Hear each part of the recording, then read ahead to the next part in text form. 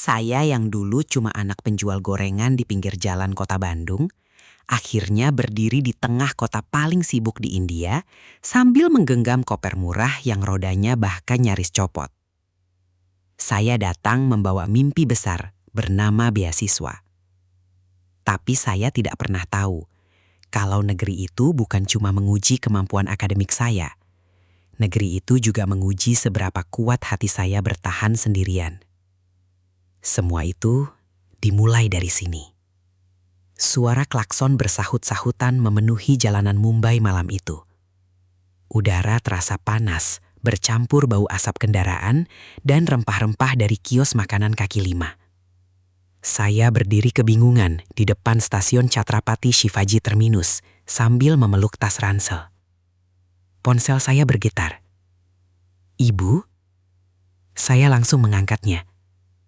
"Fen, kamu udah sampai?" Suara ibu terdengar pelan, seperti menahan tangis. "Iya, Bu. Ini baru keluar stasiun." "Di sana aman?" Saya menatap kerumunan manusia yang berjalan cepat seperti ombak. Orang-orang berbicara dalam Hindi dan Inggris secara bersamaan.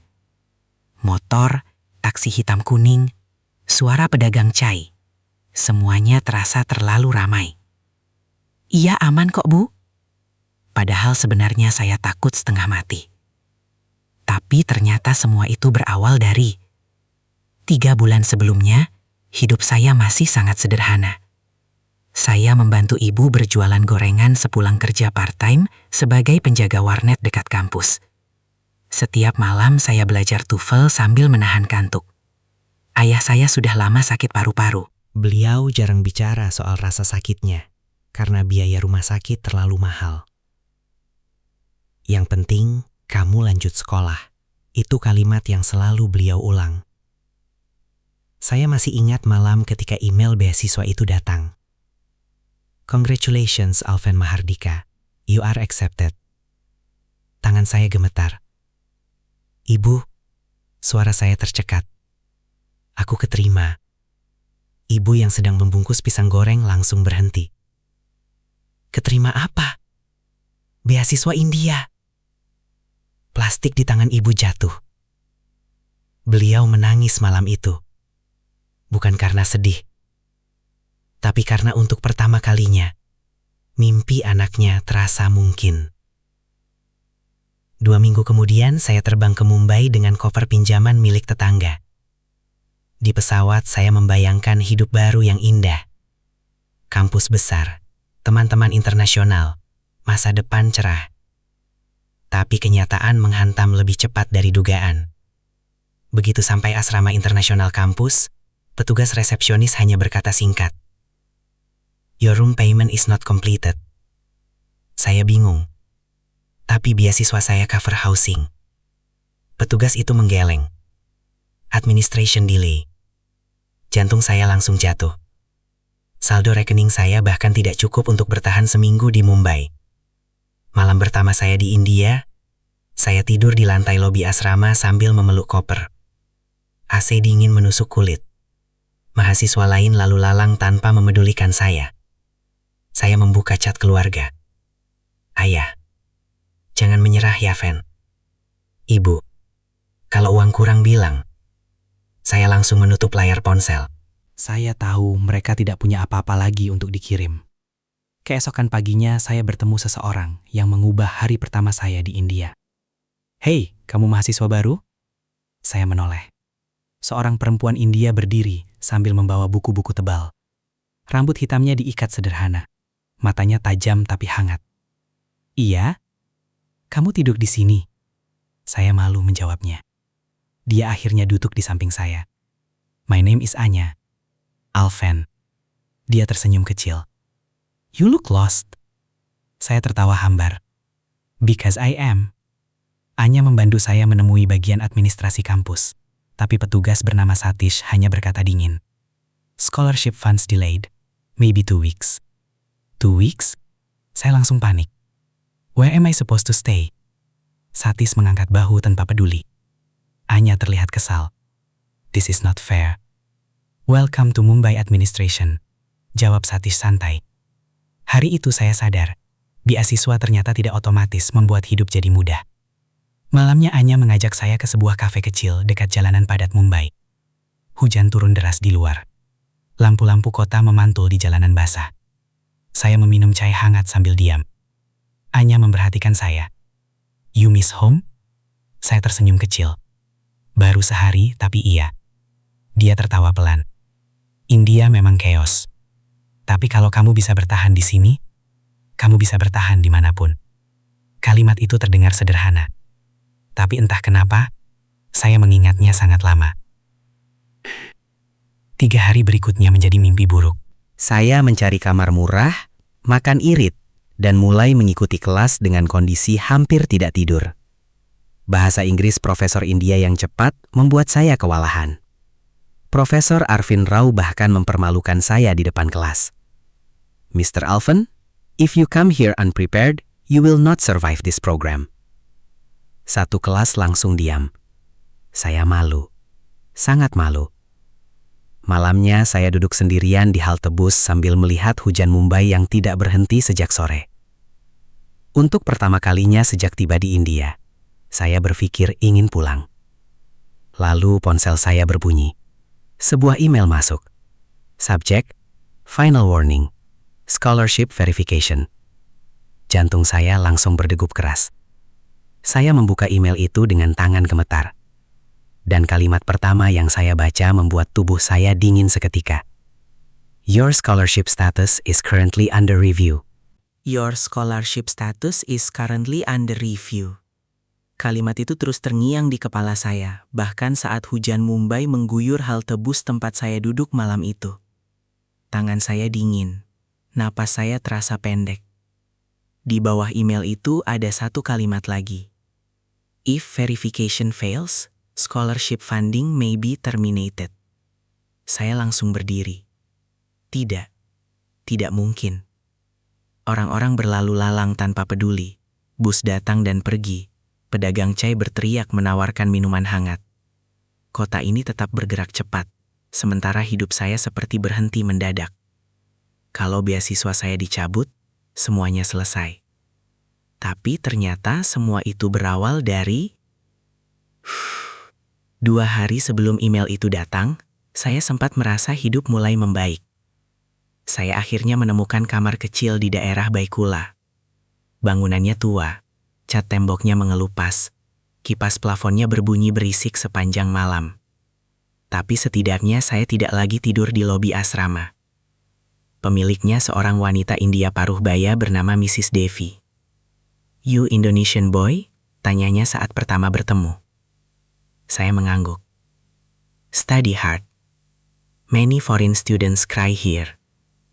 Saya tertawa kecil waktu itu. Sekarang saya baru sadar. Dia tidak bercanda. Kehidupan kampus mulai terasa semakin berat.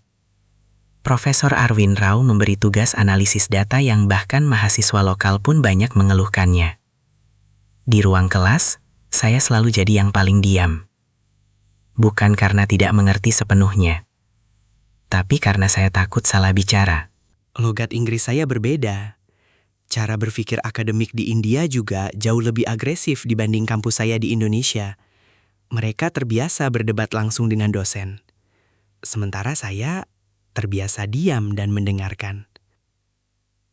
Suatu pagi, Profesor Rao menunjuk saya di tengah presentasi. "Alvan, explain your model." Saya berdiri pelan. Keringat dingin langsung muncul.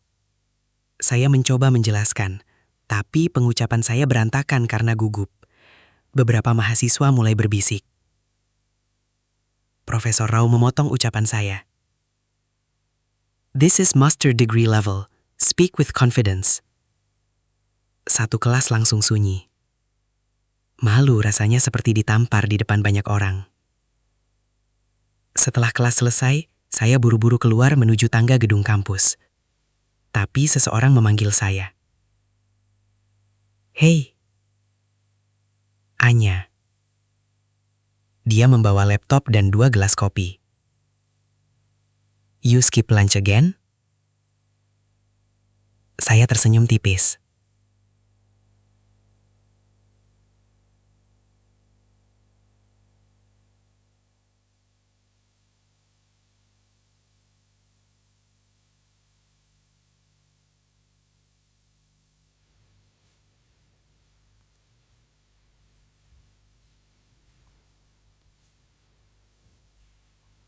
Saldo rekening tinggal cukup untuk makan beberapa hari. Belum lagi biaya visa student residence yang harus segera diperpanjang bulan depan. Saat saya sedang memandangi laptop dengan frustrasi, tiba-tiba ayah menelpon. Fen, suara beliau terdengar batuk-batuk. Ayah lagi di rumah sakit. Saya langsung tegang. Cuma kontrol biasa. Saya tahu itu bohong. Ayah selalu bilang biasa supaya saya tidak khawatir. Gimana India? Saya menatap langit-langit kamar sempit saya. Panas, sesak, berisik. Tapi saya tetap menjawab pelan. Baik ya. Ayah tertawa kecil. Kamu tahu kenapa ayah bangga sama kamu? Saya menahan napas. Karena kamu berani pergi lebih jauh dari ayah. Mata saya langsung panas. Setelah telepon berakhir, saya menangis untuk pertama kalinya sejak tiba di India. Bukan karena lelah kuliah, bukan karena lapar, tapi karena saya sadar keluarga saya mempertaruhkan semuanya demi mimpi saya. Dan saya takut gagal. Keesokan harinya keadaan semakin buruk. Saat saya datang ke kampus, akun student portal saya tidak bisa diakses. Access suspended. Saya langsung menuju kantor administrasi. Satish bahkan tidak melihat saya saat berbicara. Your scholarship verification still incomplete. Tapi saya sudah kirim semua dokumen. Not enough. Apa yang kurang? Dia mengetik santai di komputernya. Financial sponsor clarification. Saya membeku. Financial sponsor? Saya memang menggunakan surat pendukung tambahan dari usaha kecil ibu untuk syarat administrasi awal. Kalau ada kesalahan sedikit saja, beasiswa bisa dibatalkan. Kalau sampai dicabut, saya harus pulang. Satis mengangkat bahu. Maybe? Jawaban singkat itu menghancurkan mental saya lebih dari apapun. Saya keluar gedung dengan langkah kosong. Di luar hujan Mumbai turun deras lagi. Anya melihat saya dari kejauhan, lalu langsung menghampiri. What happened? Saya berusaha tersenyum, tapi gagal. My scholarship might be cancelled. Wajah Anya langsung berubah serius. What? Saya akhirnya menceritakan semuanya. Tentang keluarga saya, tentang uang yang hampir habis, tentang ketakutan dipulangkan sebelum sempat membuktikan apa-apa. Anya mendengarkan tanpa memotong sedikit pun. Lalu dia berkata pelan, Alvan, kamu gak boleh menyerah sekarang. Saya tertawa pahit. Mungkin India memang bukan tempat buat saya. Anya menggeleng cepat. No, Mumbai is hard for everyone, but people who survive here become stronger. Hujan semakin deras. Lampu kendaraan memantul di jalanan basah. Lalu untuk pertama kalinya, Anya menggenggam tangan saya. Hangat.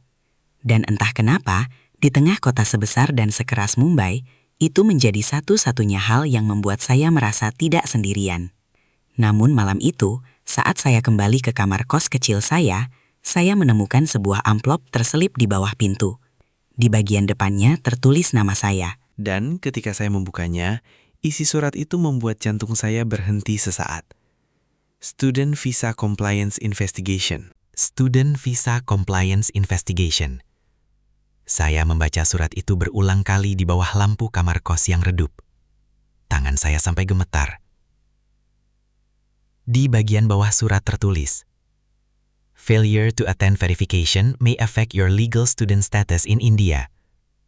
Saya langsung tertuduk di lantai. Kepala saya penuh.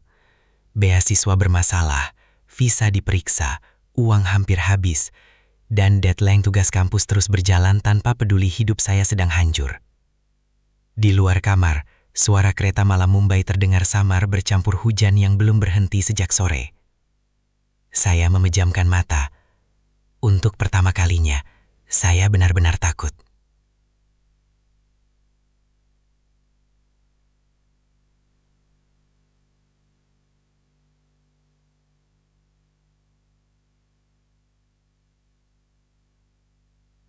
Profesor Rao memberikan proyek kelompok tentang analisis transportasi kota Mumbai menggunakan AI prediction. Dan sialnya, saya satu kelompok dengan Dima Haputra, senior Indonesia yang awalnya terlihat sangat membantu. Tenang aja, Fen, anak Indonesia harus saling bantu. Tapi lama-lama saya mulai merasa aneh. Dimas sering menghilang saat diskusi kelompok. Namun setiap presentasi, dia selalu mengambil bagian paling penting. Bahkan beberapa ide saya mulai dia akui sebagai miliknya. Suatu malam di ruang diskusi kampus, saya akhirnya memberanikan diri bicara. Mas, dataset pre-processing kemarin itu kan saya yang buat. Dimas tersenyum tipis. Kita tim fan. Tapi waktu presentasi tadi, jangan terlalu sensitif. Jawaban itu langsung memotong ucapan saya. Saya diam, karena saya sadar, di tempat seperti ini, bahkan sesama orang Indonesia pun bisa saling menjatuhkan. Tekanan terbesar justru datang dari dalam diri saya sendiri. Saya mulai sulit tidur. Setiap malam saya menghitung sisa uang di notes ponsel. Setiap pagi saya takut membuka email kampus. Dan setiap kali telepon rumah berbunyi, saya takut mendengar kabar buruk soal ayah. Sampai suatu malam, semuanya benar-benar meledak. Saat itu saya sedang bekerja di kafe. Hujan deras membuat tempat itu penuh pelanggan. Saya sibuk membawa minuman ke meja-meja. Lalu ponsel saya bergetar. Ibu menelpon. Biasanya saya selalu langsung angkat. Tapi entah kenapa malam itu hati saya terasa tidak enak. Bu, suara ibu terdengar bergetar.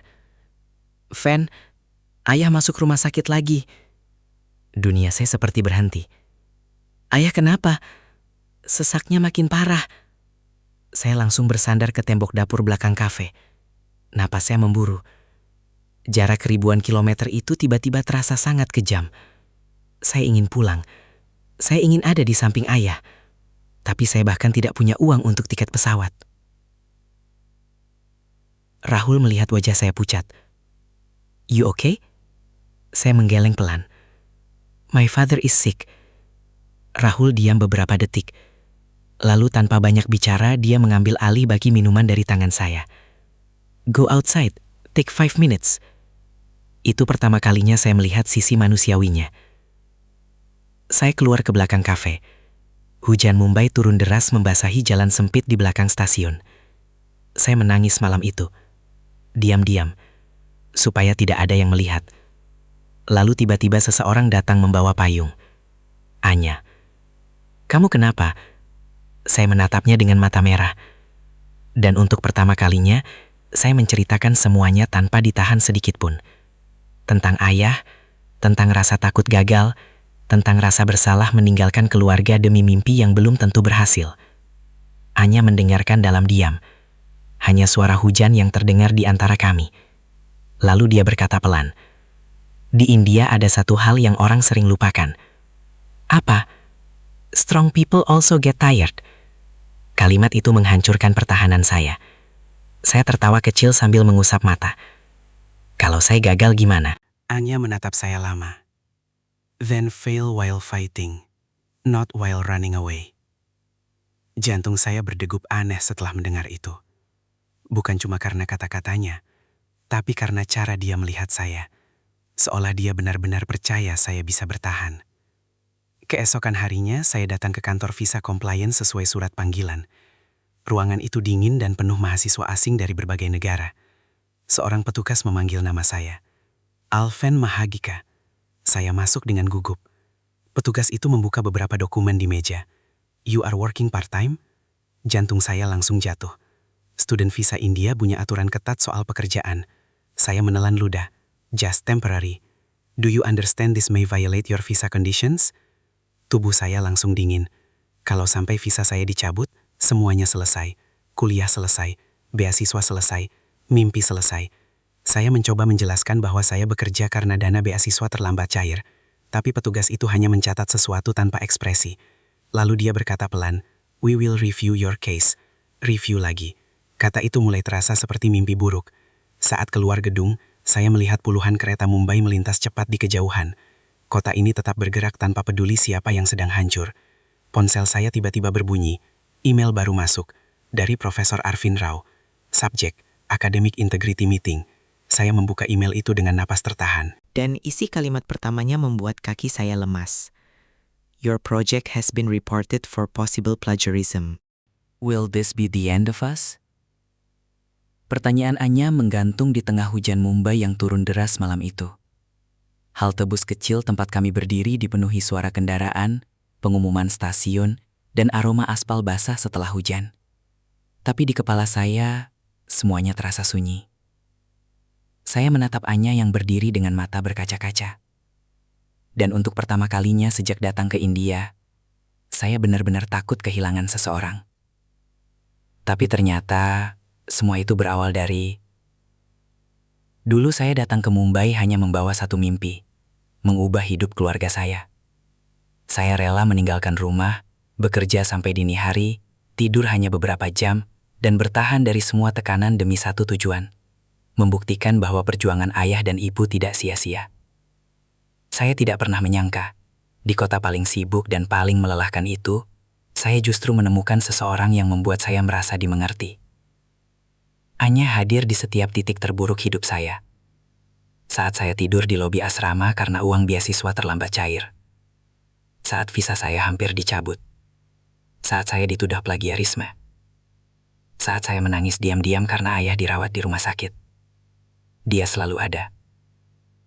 Dan sekarang, hidup meminta kami memilih jalan yang berbeda. Saya akhirnya menjawab pelan. I don't want this to end. Bibir Anya bergetar menahan tangis. Tapi, hidup kita nggak sesederhana itu ya. Saya tertawa kecil pahit. Enggak. Anya menunduk beberapa detik sebelum berkata, My father already accepted the Delhi program for me. Jantung saya terasa pelan-pelan jatuh. And London? Saya memejamkan mata sebentar. I haven't answered yet. Anya langsung menatap saya cepat. Why? Saya menarik napas panjang. Karena saya capek kehilangan. Suara saya mulai bergetar. Saya kehilangan waktu sama keluarga, kehilangan rasa aman, kehilangan banyak hal sejak datang ke India. Saya menatapnya pelan. Dan sekarang saya takut kehilangan kamu juga. Kalimat itu akhirnya keluar begitu saja. Anya langsung menangis kecil sambil tertawa pahit. Untuk beberapa detik kami hanya berdiri saling memandang di bawah suara hujan dan lampu kota Mumbai yang berkilauan di jalanan basah. Hari-hari terakhir semester terasa berjalan terlalu cepat. Pagi saya bekerja di laboratorium kampus sebagai research assistant. Siang mengejar revisi proyek akhir. Malam bekerja part-time di kafe. Dan di sela semua itu, saya terus menelpon rumah sakit untuk memastikan kondisi ayah. Kabar baik mulai datang perlahan. Visa saya resmi aman. Research assistant diperpanjang. Ayah mulai bisa berjalan pelan lagi. Untuk pertama kalinya, hidup terasa sedikit lebih ringan. Tapi justru karena itu, saya sadar sesuatu. Kadang masalah terbesar bukan lagi soal bertahan hidup, tapi soal memilih masa depan. Suatu malam saya duduk sendirian di Marine Drive, sambil memandangi ombak yang menghantam batu pemecah ombak. Ponsel saya berbunyi. Pesan dari ayah. Kadang mimpi besar memang meminta kita kehilangan sesuatu dulu. Saya membaca pesan itu berulang kali. Lalu tanpa sadar, saya menangis sendirian di tengah angin malam Mumbai. Karena mungkin ayah benar. Tidak semua perjuangan akan memberi akhir sempurna. Keesokan harinya, saya masuk ke ruangan Profesor Rao dengan dada penuh tekanan. Beliau langsung menatap saya. So, what is your decision? Saya memandang formulir program Research Exchange London di meja. Kesempatan itu terlalu besar untuk ditolak. Anak penjual gorengan dari Bandung mendapat kesempatan riset di London.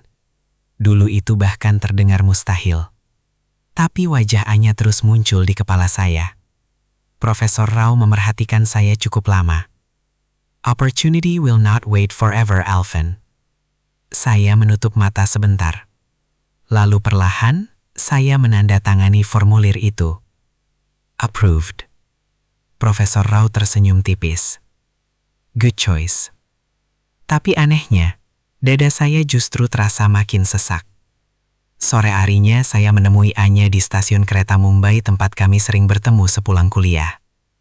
Stasiun itu tetap ramai seperti biasa. Orang-orang berlari mengejar kereta. Suara klakson bersahutan dari luar jalan raya. Pedagang chai berteriak menawarkan minuman panas. Dan di tengah semua keramaian itu, kami berdiri saling diam cukup lama. Anya akhirnya tersenyum kecil. So, London. Saya mengangguk pelan. Delhi? Anya ikut mengangguk. Kami tertawa kecil bersamaan, meski mata kami sama-sama basah. Ironis sekali. Dua orang yang sama-sama berjuang keras untuk masa depan, justru dipisahkan oleh masa depan itu sendiri. Aku marah sama hidup, kata Anya tiba-tiba. Saya menatapnya. Kenapa? Because it gave me you at the wrong time. Kalimat itu langsung menghancurkan pertahanan saya. Saya menggenggam tangan Anya erat, hangat. Sama seperti pertama kali dulu saat dia menenangkan saya di tengah hujan Mumbai. Lalu saya berkata pelan, kalau saya nggak jadi datang ke India. Anya tersenyum sambil menahan tangis. Then we would never meet. Kereta datang perlahan di belakang kami. Angin kuat menerpa wajah kami. Dan di momen itu saya sadar, tidak semua cinta hadir untuk dimiliki selamanya. Beberapa hadir hanya untuk mengubah hidup kita. 2 minggu kemudian saya berdiri di Bandara Mumbai dengan ransel lama yang dulu saya bawa saat pertama datang ke India. Bedanya, sekarang saya bukan lagi anak takut yang tidur di lobi asrama sambil menahan lapar. India sudah menghancurkan saya, lalu membentuk saya kembali menjadi seseorang yang lebih kuat. Anya datang beberapa menit sebelum boarding. Dia memberikan sebuah buku kecil. Di halaman depannya tertulis, For the boy who survived Mumbai. Saya tertawa kecil sambil menahan air mata. Lalu Anya berkata pelan, Promise me one thing. Apa? Don't stop dreaming. Even if someday, I'm no longer part of it. Pengumuman boarding langsung terdengar dari speaker bandara. Dan entah kenapa, suara itu terasa jauh lebih menyakitkan dibanding semua penolakan dan tekanan yang pernah saya alami di India. Saya memeluk Anya erat untuk terakhir kalinya. Tidak ada janji berlebihan, tidak ada kata selamanya. Karena kami sama-sama tahu, hidup tidak selalu memberi kesempatan kedua. Saya akhirnya berjalan menuju gate keberangkatan. Lalu sebelum masuk, saya menoleh sekali lagi. Anya masih berdiri di sana, tersenyum sambil menangis. Dan di tengah bandara tersibuk di India, saya akhirnya mengerti satu hal. Beasiswa memang membawa saya pergi jauh dari rumah. Tapi perjalanan itu juga mengajarkan saya arti perjuangan, kehilangan, cinta, dan keberanian untuk tetap melangkah meski hati tertinggal di tempat lain. Dan sampai hari ini, setiap kali hujan turun di kota manapun saya berada, sebagian hati saya masih tertinggal di Mumbai.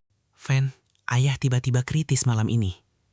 Pesan itu membuat langkah saya berhenti di tengah trotoar kampus. Hujan baru saja reda. Jalanan Mumbai masih basah dan penuh pantulan kampu kendaraan. Tapi kepala saya mendadak kosong. Anya yang berjalan di samping langsung menyadari wajah saya berubah. Alven? Saya membuka voice note dari ibu dengan tangan gemetar.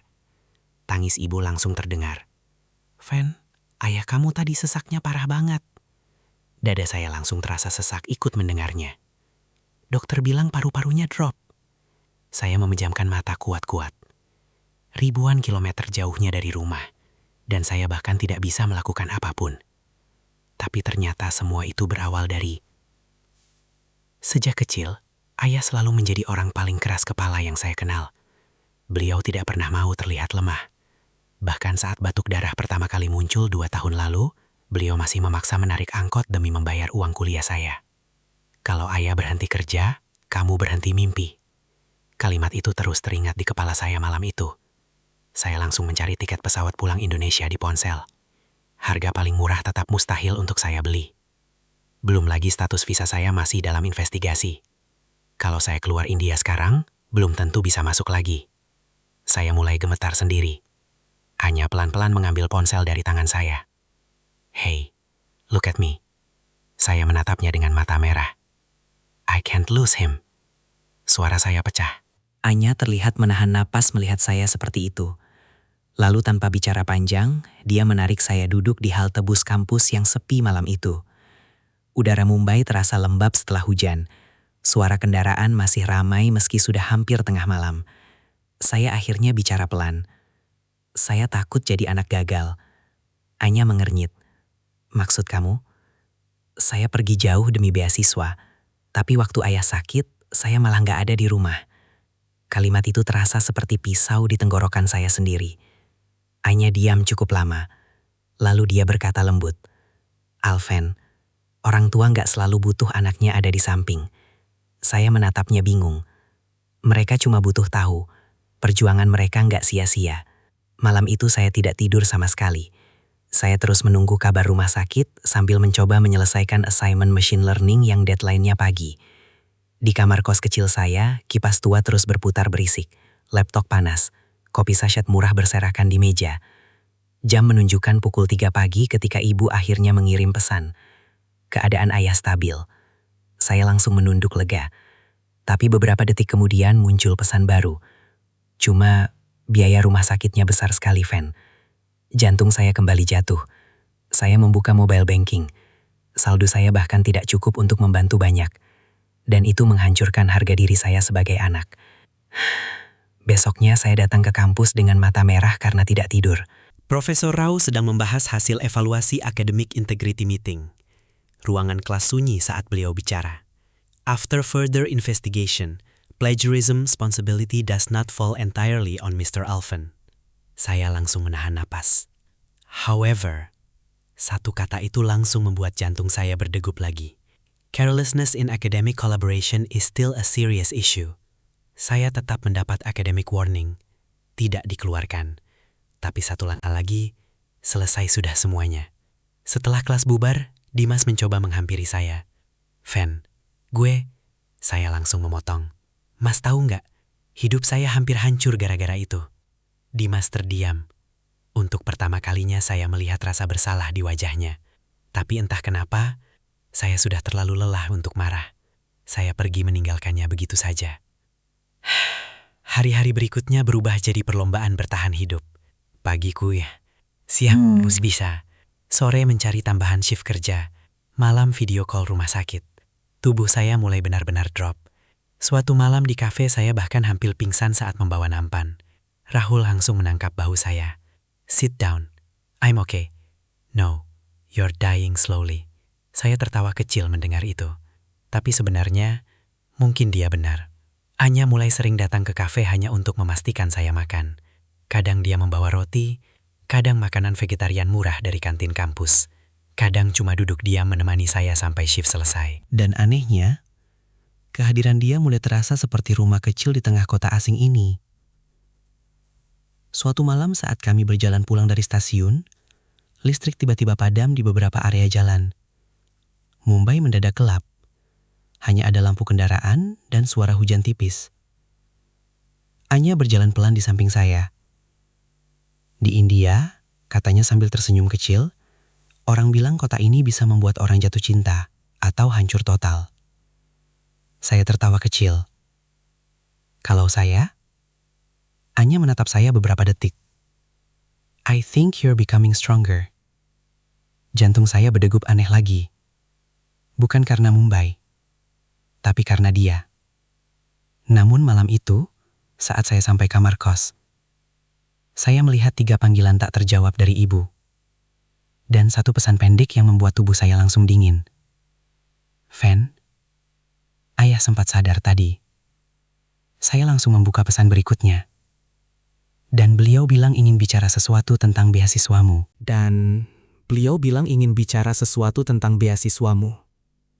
Saya membaca pesan itu sambil berdiri di depan pintu kamar kos. Jantung saya berdegup keras. Tangan saya langsung gemetar mencari tombol video call. Beberapa detik kemudian wajah ibu muncul di layar. Beliau terlihat sangat lelah. Rambutnya berantakan. Masker rumah sakit menggantung di dagunya. Bu, ayah gimana? Ibu membalik kamera perlahan. Ayah terbaring lemah di ranjang rumah sakit. Selang oksigen terpasang di hidungnya. Dan untuk pertama kalinya dalam hidup saya, ayah terlihat begitu rapuh. Yah, ayah membuka mata pelan saat mendengar suara saya. Alven. Suara beliau serak sekali. Saya langsung menahan napas supaya tidak menangis. Tapi ternyata semua itu berawal dari hela napas. 2 hari sebelumnya saya sempat berpikir hidup mulai sedikit membaik. Academic warning saya tidak berkembang jadi skorsing. Profesor Rau bahkan mulai memperlakukan saya sedikit berbeda setelah hearing kemarin. Saat kelas selesai, beliau sempat memanggil saya. Mr. Alven, saya langsung tegang. I reviewed your independent work. Saya diam. Profesor Rau menatap saya beberapa detik sebelum berkata, You are capable, but capability means nothing if your mind collapses under pressure. Kalimat itu terasa dingin, tapi anehnya jujur. Beliau menyerahkan beberapa dokumen riset. There's an opening for research assistant next month. Saya langsung membeku. Research assistant. Posisi itu bisa membantu biaya hidup saya sekaligus memperkuat status visa akademik. Tapi sebelum saya sempat senang, Profesor Rau melanjutkan, Only top performing students will qualify. Harapan dan tekanan datang bersamaan. Malam harinya, saya bekerja lebih lama dari biasanya di kafe. Tubuh saya benar-benar mulai kelelahan. Tangan saya sempat gemetar saat menuang kopi. Rahul memperhatikan saya sambil menggeleng. You need rest. I need money. Rahul tertawa kecil pahit. Welcome to Mumbai. Kami menutup kafe hampir jam 2 pagi. Saat semua pelanggan pergi, Rahul tiba-tiba duduk di depan saya sambil membawa 2 gelas chai hangat. You know why I hate this city? Saya menggeleng. Because Mumbai teaches you survival before happiness. Saya diam mendengarkannya. Rahul menatap jalanan kosong di luar kaca. But sometimes, surviving itself becomes something to be proud of. Kalimat sederhana itu menempel lama di kepala saya.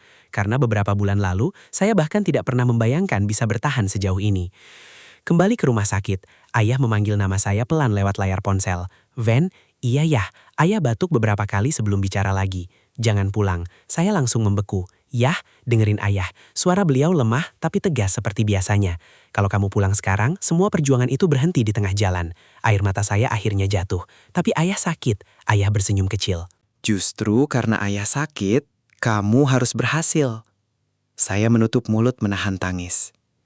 Rumah sakit terdengar ramai di balik suara ibu. Ada bunyi alat monitor, langkah perawat, dan suara pasien lain. Lalu ayah berkata sesuatu yang membuat dada saya sesak. Ayah nggak mau hidup kamu jadi kecil karena keadaan. Kalimat itu menghancurkan saya. Karena sejak kecil, hidup ayah memang selalu kecil. Beliau mengorbankan semuanya supaya saya punya kesempatan lebih besar. Dan sekarang, beliau mempertaruhkan sisa tenaganya demi mimpi saya.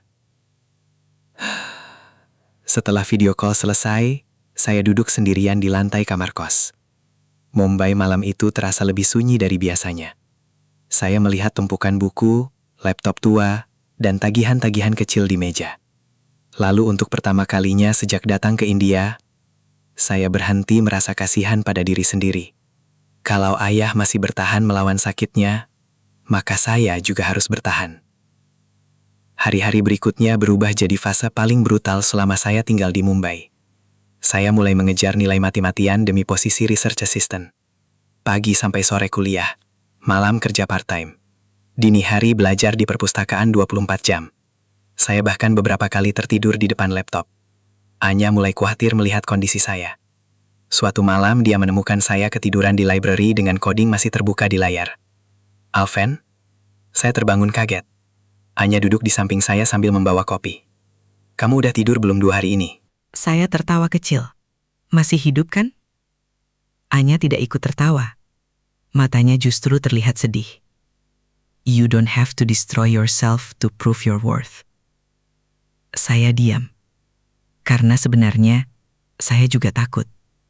Takut kalau semua usaha ini tetap tidak cukup. Malam itu kami pulang bersama naik kereta lokal Mumbai. Gerbong penuh sesak. Orang-orang berdiri berhimpitan sambil memegang pegangan besi di atas kepala. Saya hampir kehilangan keseimbangan saat kereta bergerak mendadak. Aneh spontan memegang tangan saya. Refleks. Dan kami sama-sama diam beberapa detik setelahnya. Jantung saya langsung tidak karuan. Di tengah gerbong yang panas dan penuh manusia, entah kenapa saya hanya sadar satu hal. Saya tidak ingin kehilangan gadis ini juga. Namun sesampainya di stasiun tujuan, Anya tiba-tiba terlihat gelisah melihat ponselnya. "What happened?" tanya saya. Dia langsung mematikan layar cepat-cepat. "Nothing." Tapi wajahnya jelas menyembunyikan sesuatu. Lalu ponselnya kembali berbunyi. Dan kali ini saya sempat melihat nama kontaknya. Dead. Wajah Anya langsung berubah pucat. Sebelum saya sempat bertanya apapun, dia berkata pelan. "Alven, keluargaku baru tahu tentang kita." Alven, keluargaku baru tahu tentang kita. Suara Anya terdengar pelan di tengah ramainya stasiun kereta Mumbai malam itu. Orang-orang terus berjalan cepat di sekitar kami. Pengumuman kereta menggema dari speaker tua di atas peron. Udara lembab bercampur bau besi rel dan hujan. Tapi setelah kalimat itu, dunia saya seperti mengecil. Kita? Saya mengulang pelan. Anya terlihat gugup untuk pertama kalinya sejak saya mengenalnya. Dia menggenggam ponselnya erat. My father saw our photos. Jantung saya berdegup makin keras. Saya bahkan tidak sadar sejak kapan hubungan kami berubah menjadi sesuatu yang lebih dari sekedar teman bertahan hidup. Mungkin sejak dia selalu datang membawa kopi saat saya hampir menyerah. Mungkin sejak dia mendengarkan semua ketakutan saya tanpa menghakimi. Atau mungkin sejak saya mulai merasa Mumbai tidak terlalu kejam kalau ada dia. Tapi ternyata semua itu berawal dari beberapa minggu terakhir, hubungan saya dan Anya memang semakin dekat. Kami mulai belajar bersama hampir setiap malam di perpustakaan kampus. Kadang kami bertengkar kecil soal cara berpikir. Anya sangat spontan dan berani berdebat. Sementara saya terlalu hati-hati. "Kenapa kamu selalu takut salah?" tanya Anya suatu malam. Kami sedang duduk di rooftop perpustakaan sambil melihat lampu kota Mumbai dari kejauhan. Saya tertawa kecil. Karena dari kecil saya diajarin jangan bikin masalah. Anya menatap saya lama. Dan sekarang, Saya diam sebentar sebelum jawab. Sekarang, saya capek selalu takut. Anya tersenyum kecil mendengarnya. Momen-momen seperti itu mulai membuat saya lupa betapa berat hidup sebenarnya. Untuk beberapa jam setiap hari, saya bisa merasa normal lagi. Bahkan Farhan mulai sering menggoda saya di asrama. "Bro, you smile too much lately." "Apaan sih?" "Indian love story." Saya melempar bantal ke arahnya sambil tertawa. Tapi diam-diam, saya memang bahagia. Sudah lama sekali saya tidak merasa seperti itu. Sampai kenyataan kembali menghantam. Malam itu di stasiun, Anya akhirnya bicara pelan. "My family is conservative." Saya mengangguk pelan. Saya sebenarnya sudah menduga. "Mereka nggak suka kamu dekat sama foreign student." Kalimat itu terasa seperti sesuatu yang memang sudah menunggu untuk terjadi. Karena saya orang Indonesia. Anya menggeleng cepat. Bukan cuma itu. Dia terlihat ragu sebelum melanjutkan. "Mereka sudah menjodohkan aku sejak lama." Saya langsung membeku. Suara kereta yang datang terasa sangat bising di telinga saya. Anya menatap rel kereta sambil bicara pelan. "Di keluarga kami, marriage isn't just about love." Saya tidak tahu harus menjawab apa. Karena untuk pertama kalinya, saya sadar ada tembok budaya yang jauh lebih besar daripada masalah uang atau visa. Hari-hari setelah itu terasa aneh. Anya mulai jarang membalas pesan cepat. Dia juga beberapa kali membatalkan sesi belajar bersama karena harus pulang ke rumah keluarganya. Saya mencoba memahami, tapi tetap saja ada rasa takut kehilangan yang perlahan tumbuh. Dan di saat bersamaan, tekanan akademik saya semakin brutal. Pengumuman seleksi research assistant tinggal beberapa hari lagi. Saya belajar sampai tubuh saya hampir tumbang. Profesor Rao bahkan mulai memberi saya proyek tambahan. Pressure reveals real potential. Kalimat favorit beliau yang mulai saya benci. Suatu malam saya tertidur di laboratorium kampus. Ketika terbangun, layar laptop masih menyala menampilkan coding error panjang. Kepala saya sakit luar biasa. Dan saat membuka ponsel, ada satu pesan dari ibu. "Van, ayah nanya kamu kapan wisuda." Saya langsung menunduk diam. Ayah masih berpikir sejauh itu. Sementara saya sendiri bahkan belum yakin bisa bertahan sampai akhir semester. Besoknya hujan Mumbai turun deras sejak pagi. Kampus penuh mahasiswa yang berlarian membawa payung. Saya sedang duduk sendiri di kantin ketika Anya akhirnya datang. Rambutnya sedikit basah karena hujan. Dia duduk di depan saya tanpa bicara. Kami sama-sama diam cukup lama. Lalu dia berkata pelan, "My father asked about you." Saya mencoba tersenyum kecil. "And?" Anya menunduk. "He said this relationship will only make life harder for both of us." Kata-kata itu terasa menusuk meski saya tahu mungkin itu benar. Saya tertawa kecil pahit. Dia nggak salah. Anya langsung menatap saya. "Why would you say that?" Saya menarik napas panjang. Karena hidup saya memang belum stabil. Saya mulai bicara pelan tentang semua yang selama ini saya simpan. Tentang utang rumah sakit ayah. Tentang visa saya yang masih belum aman. Tentang rasa takut gagal setiap hari. Dan akhirnya saya berkata jujur. Saya nggak mau jadi beban buat siapapun. Mata Anya langsung terlihat berkaca-kaca. "Alven, kamu tahu hal paling menyebalkan dari kamu?" Saya mengernyit bingung. "Kamu selalu mencoba kuat sendirian." Kalimat itu membuat dada saya sesak. Karena dia benar lagi. Sore itu kami pulang bersama melewati jalanan Mumbai yang macet total karena hujan. Lampu kendaraan memantul di genangan air. Pedagang cai berteriak menawarkan minuman panas di pinggir jalan. Lalu tiba-tiba Anya berhenti berjalan. Dia menatap saya cukup lama. Dan untuk pertama kalinya, dia menggenggam tangan saya lebih erat dari sebelumnya. "I don't care if life becomes difficult." Jantung saya langsung berdegup keras. Anya menarik napas pelan. "But I need to know something first." "Apa?" Dia menatap langsung mata saya. "After all this, are you planning to stay in India?" Saya membeku. Karena untuk pertama kalinya, saya sadar pertanyaan itu bukan soal kuliah lagi, tapi soal masa depan kami. Will this be the end of us? Pertanyaan Anya menggantung di tengah hujan Mumbai yang turun deras malam itu. Halte bus kecil tempat kami berteduh dipenuhi suara kendaraan, pengumuman stasiun, dan aroma aspal basah. Orang-orang berlalu lalang tanpa peduli, sementara saya berdiri menatap Anya yang matanya mulai berkaca-kaca. Saya menarik napas panjang. "I don't want this to end."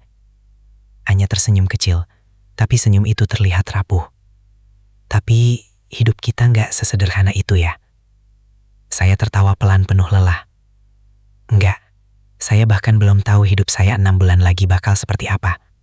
Anya menggenggam ujung jaketnya kuat-kuat. "My father already accepted the daily program for me." Jantung saya langsung terasa jatuh. "And London?" Tanyanya cepat. Saya menatap jalanan basah di depan halte.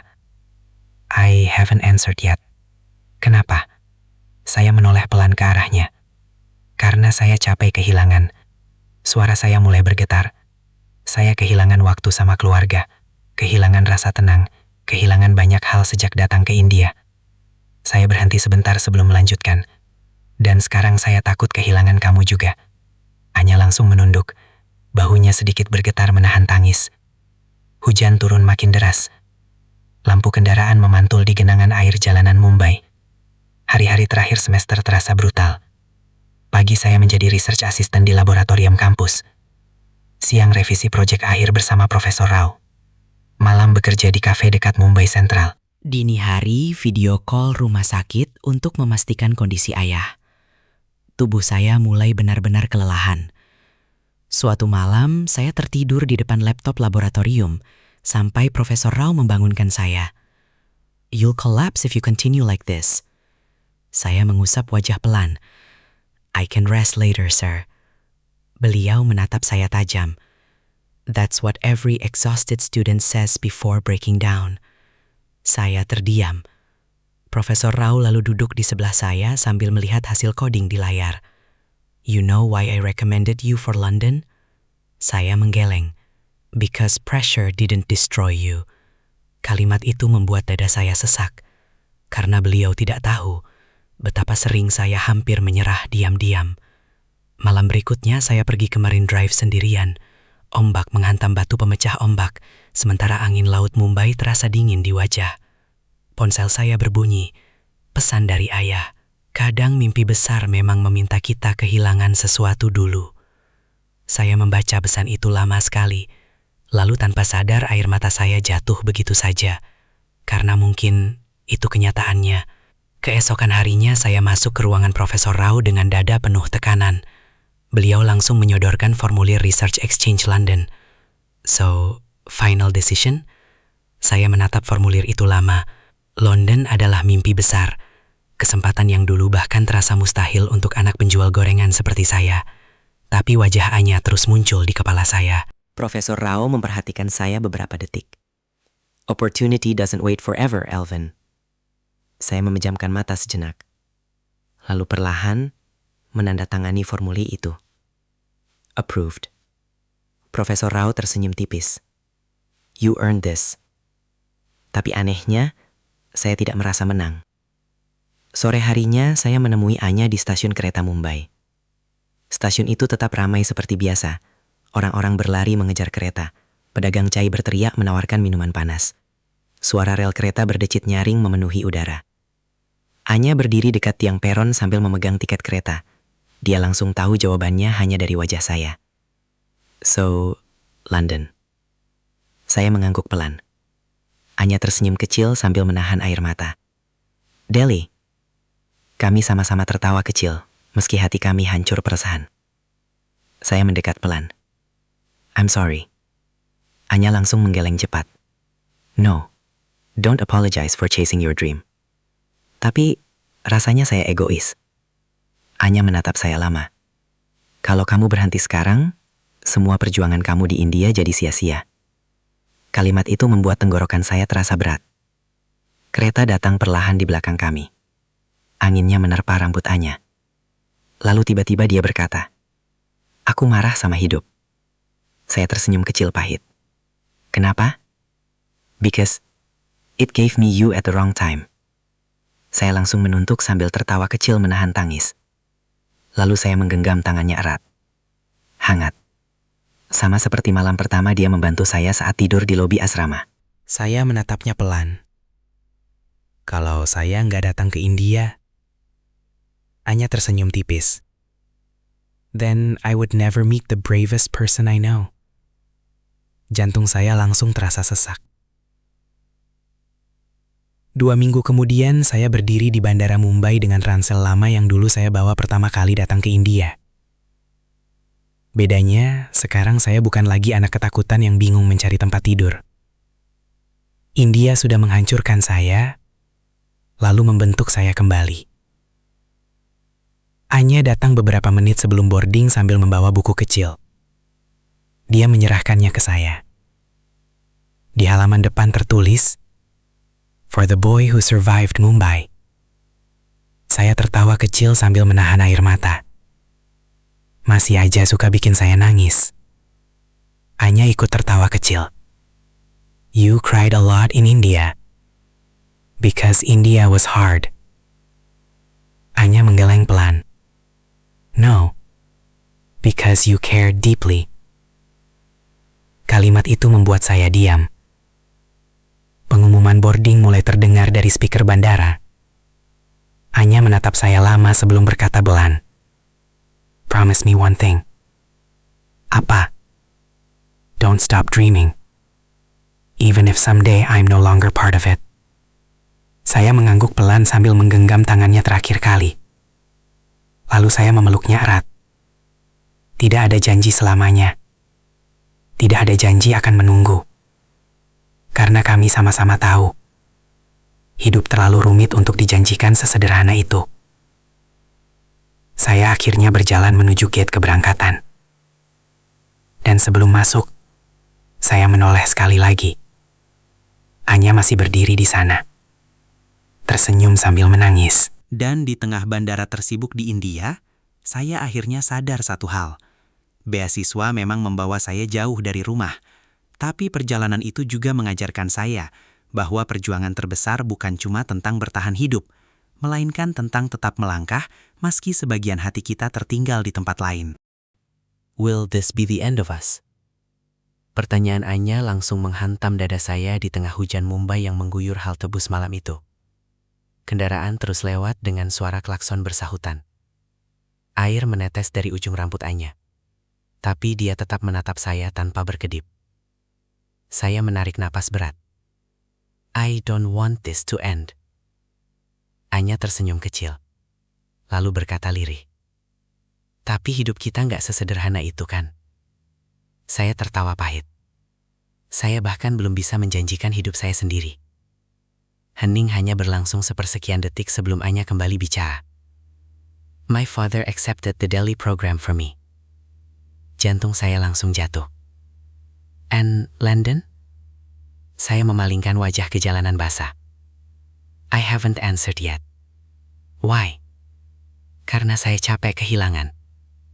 Anya langsung diam. Saya melanjutkan dengan suara pelan namun cepat. Seolah semua yang selama ini saya tahan akhirnya pecah. Saya kehilangan waktu sama keluarga. Kehilangan rasa aman. Hampir kehilangan beasiswa. Hampir dipulangkan. Dan sekarang, saya takut kehilangan kamu juga. Mata Anya langsung memerah. Kereta melintas keras di kejauhan. Angin hujan menerpa halte kecil tempat kami berdiri. Terlalu dekat namun terasa jauh. Hari-hari terakhir semester berubah jadi perang tanpa jeda. Pagi saya bekerja di laboratorium sebagai research assistant. Siang revisi proyek bersama Profesor Rao. Sore mengejar deadline paper. Malam kerja part-time di kafe. Dini hari video call rumah sakit demi memastikan ayah masih membaik. Saya hidup dengan kopi murah, tidur 3 jam, dan kepala penuh kecemasan. Suatu malam saya tertidur di depan laptop laboratorium sampai Profesor Rao membangunkan saya. You'll destroy yourself at this rate. Saya langsung bangun panik. Sorry sir. Beliau melihat layar coding saya beberapa detik. Do you know why I recommended you for London? Saya menggeleng. Because pressure usually breaks students. But somehow, it sharpened you. Kalimat itu membuat saya terdiam. Karena beliau tidak tahu berapa kali saya hampir menyerah diam-diam di kamar kos sempit saya. Malam berikutnya saya duduk sendirian di Marine Drive.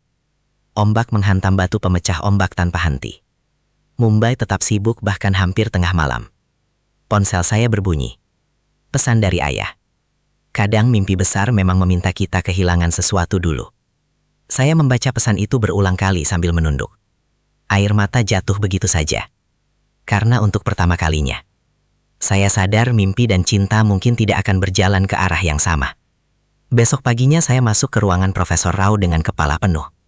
Beliau langsung menyodorkan formulir Research Exchange London.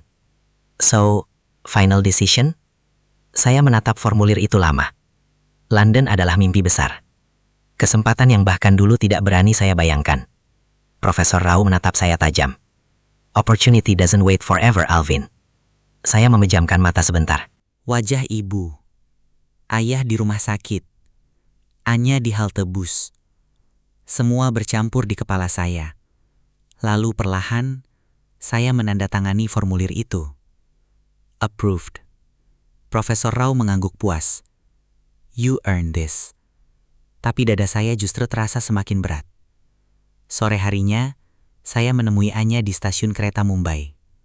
Peron penuh manusia. Pedagang cai berteriak menawarkan minuman. Kereta datang dan pergi tanpa memberi waktu siapapun untuk diam terlalu lama. Anya berdiri dekat tiang peron sambil memegang tiket kereta. Dia langsung tahu jawabannya hanya dari wajah saya. So, London.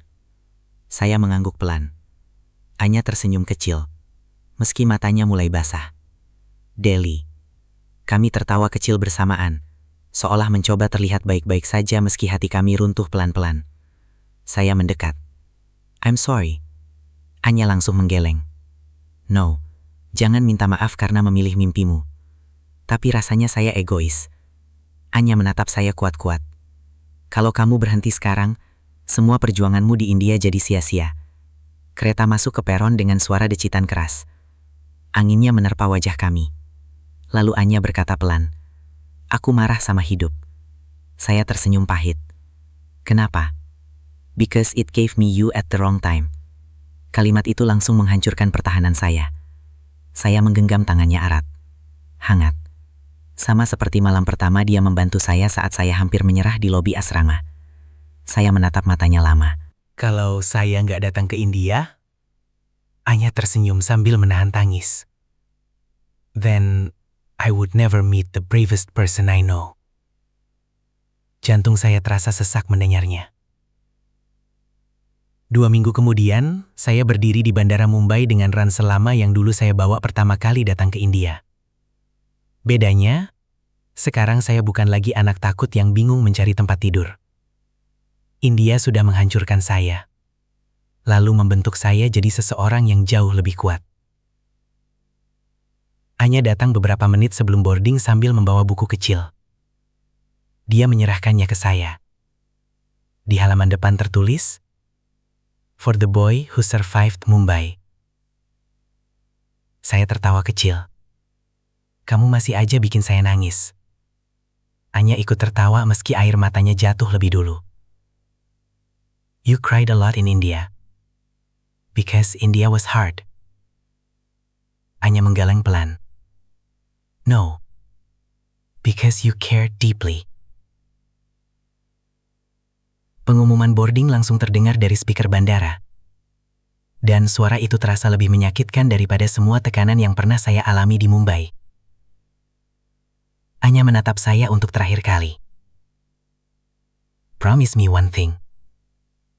Apa? Don't stop dreaming. Even if someday I'm no longer part of it. Saya mengangguk pelan. Lalu saya memeluknya erat. Tidak ada janji selamanya. Tidak ada janji akan menunggu.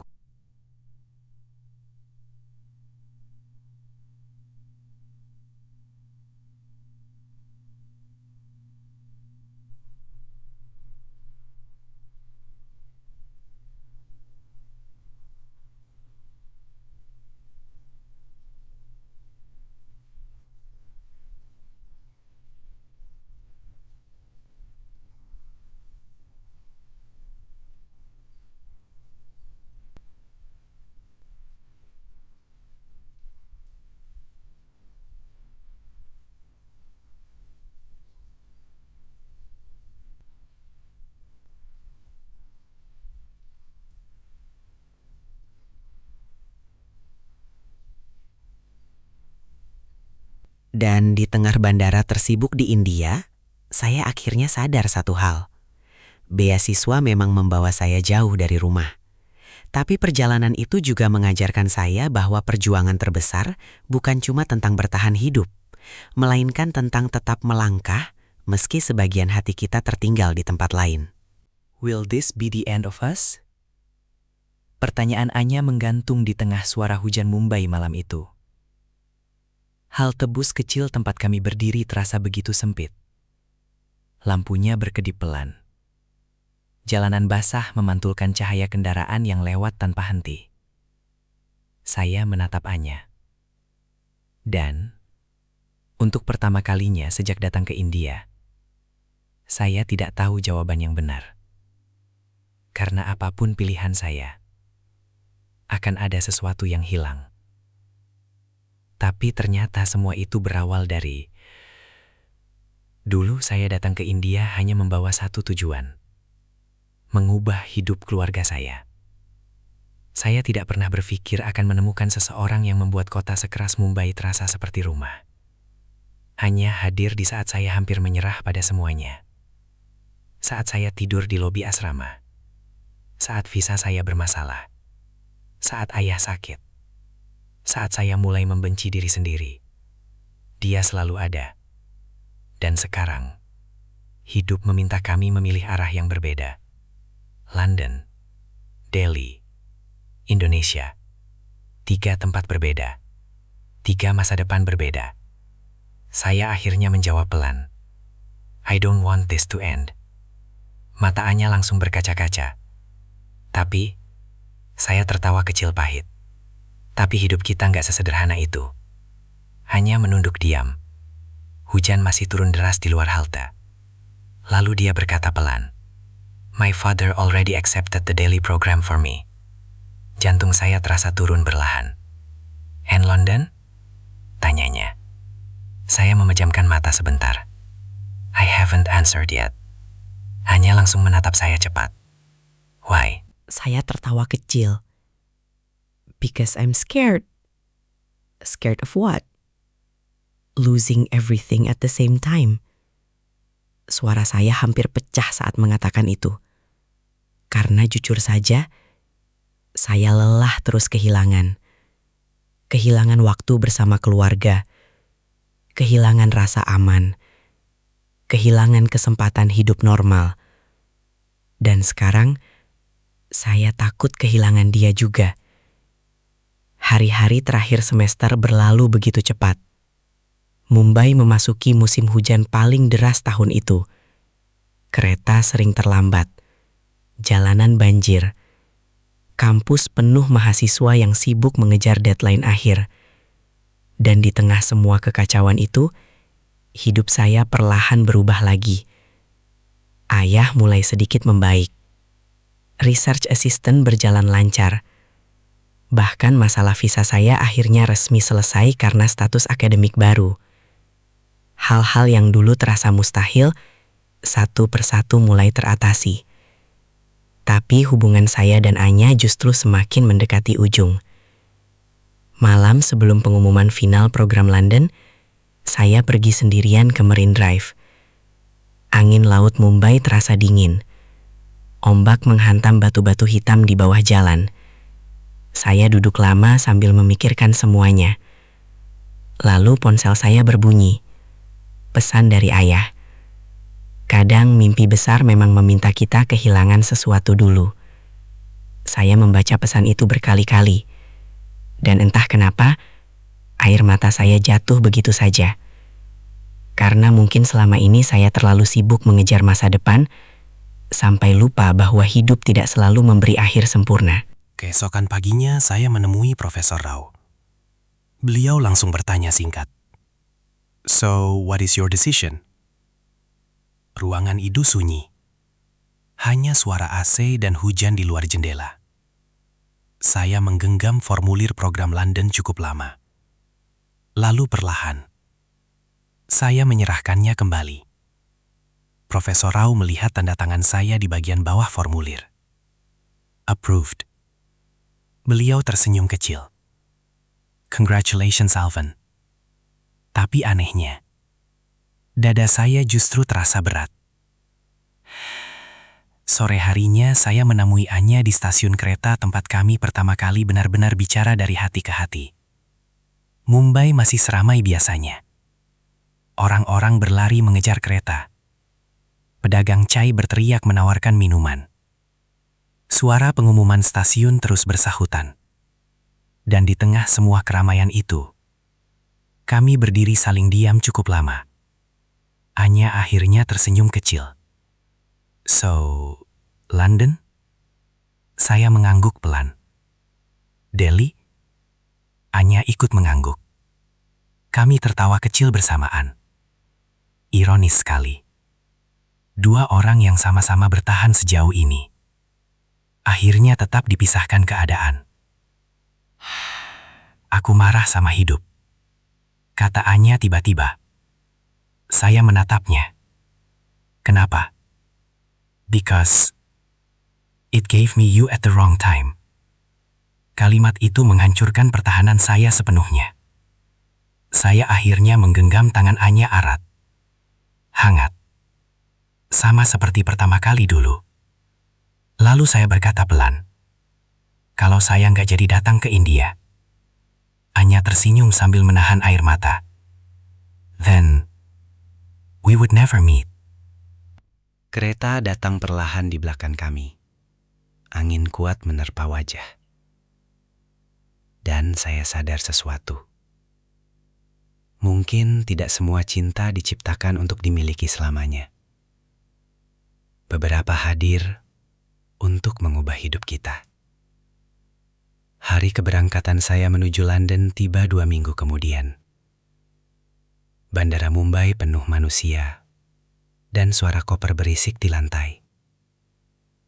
Saya berdiri sambil membawa ransel lama yang dulu saya bawa pertama kali datang ke India. Bedanya, sekarang saya bukan lagi anak takut yang tiduh di lobi asrama. India menghancurkan saya, sekaligus membentuk saya. Anya datang beberapa menit sebelum boarding. Dia memberikan sebuah buku kecil. Di halaman depannya tertulis tulisan tangan. For the boy who survived Mumbai. Saya tertawa kecil sambil menahan tangis. Lalu Anya berkata pelan, "Promise me one thing." Apa? Don't stop dreaming. Even if someday I'm no longer part of it. Pengumuman boarding mulai terdengar. Dan itu menjadi suara paling menyakitkan yang pernah saya dengar. Saya memeluk Anya untuk terakhir kalinya. Tidak ada janji cinta berlebihan. Tidak ada janji akan bersama selamanya. Karena kami sama-sama tahu. Hidup terlalu rumit untuk dijanjikan sesederhana itu. Saya akhirnya berjalan menuju gate keberangkatan. Lalu sebelum masuk saya menoleh sekali lagi. Anya masih berdiri di sana. Tersenyum sambil menangis. Dan di tengah bandara tersibuk di India, saya akhirnya mengerti satu hal. Kadang beasiswa memang membawa seseorang pergi jauh dari rumah.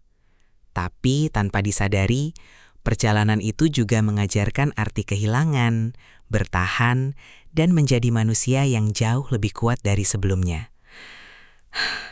Dan sampai hari ini, setiap kali hujan turun di kota manapun saya berada, sebagian hati saya masih tertinggal di Mumbai.